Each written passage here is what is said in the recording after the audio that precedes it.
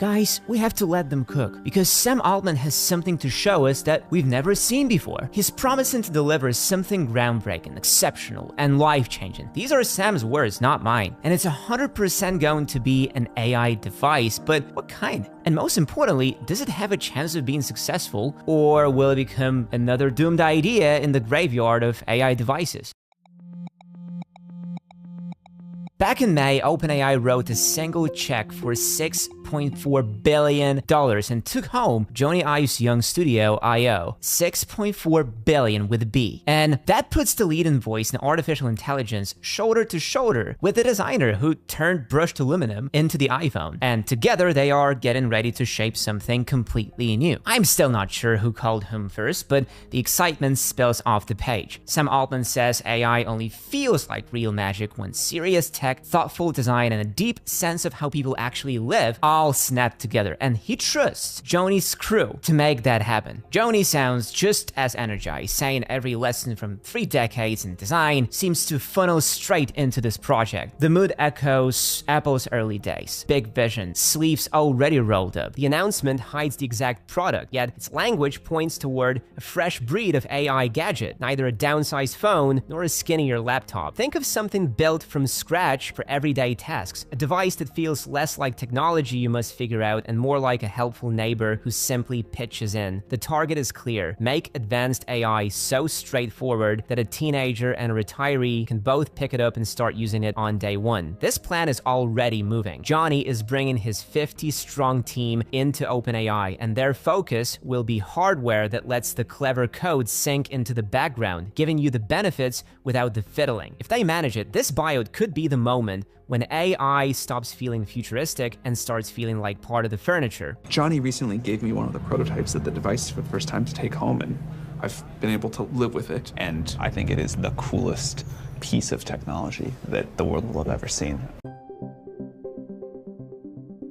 So far, we still don't know what the team is actually building, but if you sift through the press release, the teaser video, and every breathless news piece, you start to see hints. They keep calling it a screen-free AI companion that's small enough to ride in your pocket or chill on your desk. No display, none at all. So how does it talk to us? Maybe it speaks, maybe it buzzes, maybe it reads a wave of your hand. My money's on voice because the latest ChatGPT audio already sounds scarily human. Hi.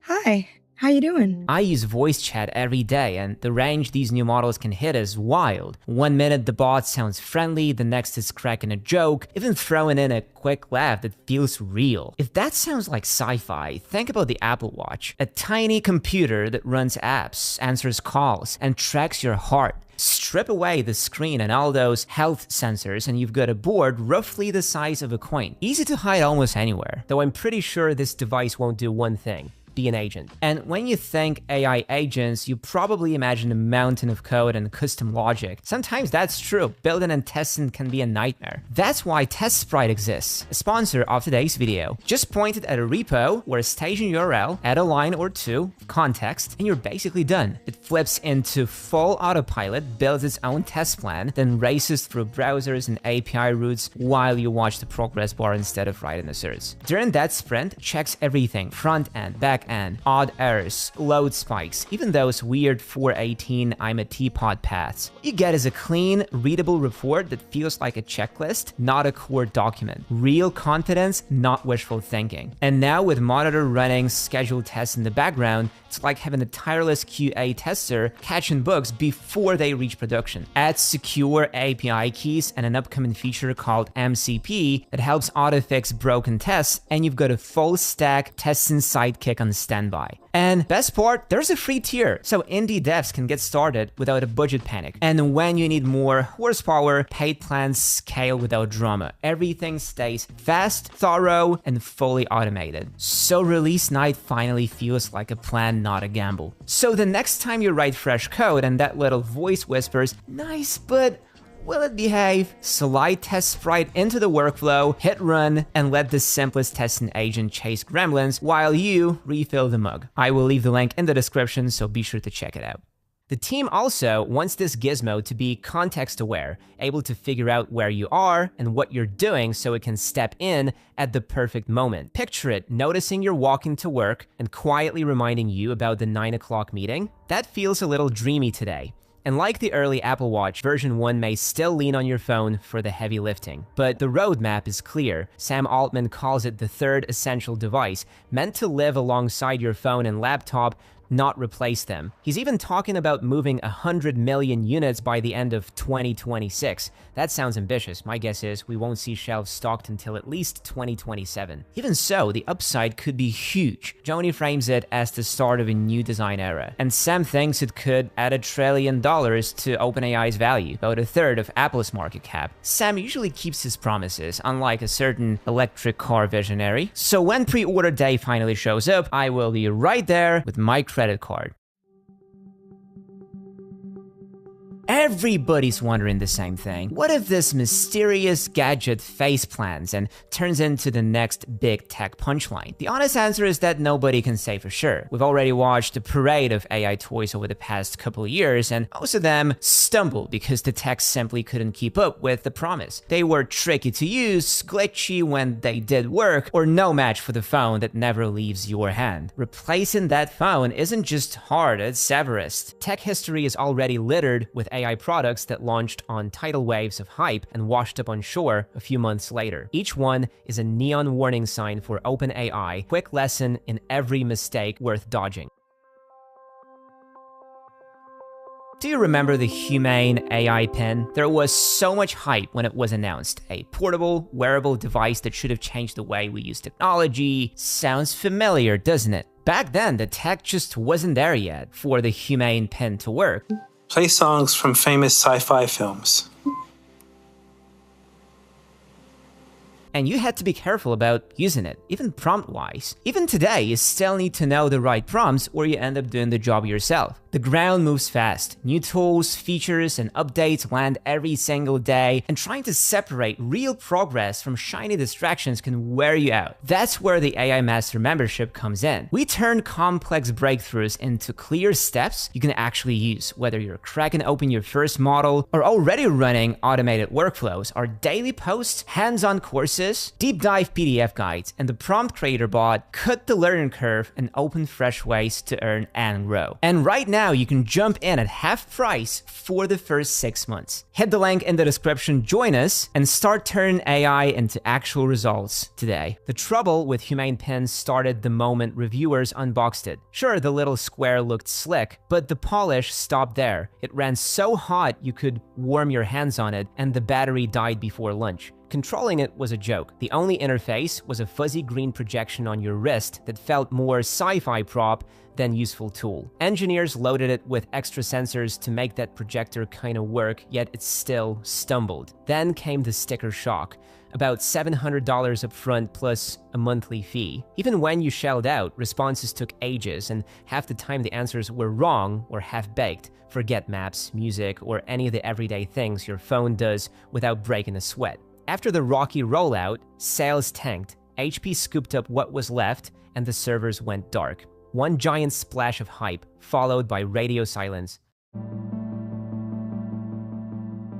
The dream of a fully independent gadget sounded bold, but stuffing an AI sidekick into your pocket quickly ran into trouble. Rabbit gave it a shot with the R1, a bright orange block with a screen that looked like a friendly toy and swore it could fetch dinner, hail rides, and juggle your calendar. Reality lagged behind. Only a handful of apps even sort of worked. Asking for directions felt like dragging a suitcase uphill. The interface fought you at every turn. That quirky scroll wheel chewed through patience, and because the R1 never stopped pinging the cloud, anyone worried about privacy started to sweat. The Rabbit R1 wanted to replace your phone, but even at $200, it felt like a stripped-down handset that couldn't back up the pitch. So I'm hoping Sam Altman took notes and steers well clear of the same potholes. Dwelling on flops alone sends the mood into nosedive. Tech is a roller coaster. For every burnout, there's a breakout. I'm a certified gadget nerd and just as smitten with AI, so a device that fuses the two feels like catnip. I'm choosing optimism. Joni Ive has a habit of turning raw metal into must-have objects, and Sam Altman already shepherded a scrappy language model into the household name ChatGPT. But put that design instinct next to that software brain and real magic is possible. A recent hit that proves the dream can work is the Ray-Ban Meta smart glasses. Pop them on and you get an unobtrusive camera by your temple, discreet little speakers near your ears, and Meta's onboard AI acting like a tour guide who never needs a coffee break. You've seen the first-person clips flooding social feeds, street interviews, daily diaries, dog walk logs, all shot through those lenses. Ask what you're looking at and the glasses tell you. Fire off a reminder and they whisper it back later. They do all that while staying genuinely stylish, keep your hands free, and cost less than the flagship phone in your pocket. I'm not here to teach you every trick those glasses can pull. You'll figure them out in 5 minutes flat anyway. I haven't snagged a pair yet, though the itch is growing. Shave a millimeter off the frame thickness, and I'm sold. Sam and Joni have already said their mystery gadget won't be eyewear, so the real takeaway from the Ray-Ban story is simple. Whatever they launch has to deliver a brand new kind of value, something that feels obvious the moment you try it and leaves today's devices looking a little outdated. Earlier, I said the surest way for an AI gadget to win is to nail one job so well it feels like magic. One tap, or even better, no taps at all. That's exactly what the Plod Note Pin is about. You clip this to your jacket, and it quietly records and transcribes every conversation you have. That's it. No weather, no flashing lights, just solid note-taking. Students grab it for lectures, reporters for interviews, and managers for meetings. It hasn't broken sales records, but inside its small lane, it does the work and earns its keep. I don't see myself buying one. When I'm in a video call, a bot can jump in and send me a transcript before I even hang up. Still, the Plod Note Pen proves a bigger point. There are endless ways to be useful. Sam and Joni can aim far beyond plain transcription, yet the lesson stands. Pick a problem and solve it so cleanly, people stop thinking about the tool and focus on the result.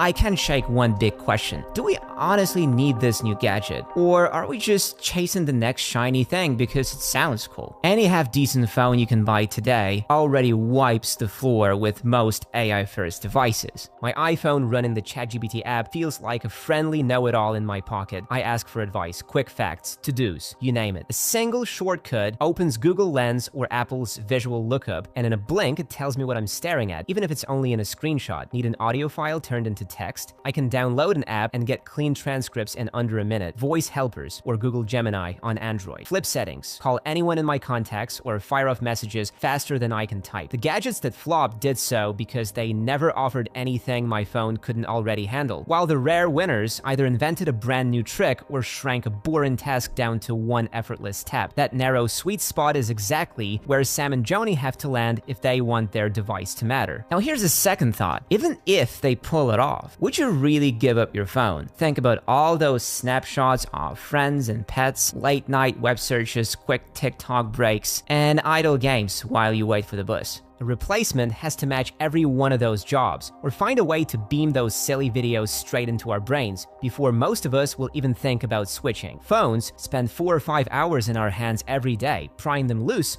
won't be easy. If you're ready to make sense of AI without the headache, tap the membership link in the description. AI Master viewers get 50% off for the first 6 months. Thank you guys for watching, and I'll catch you in the next video. Peace.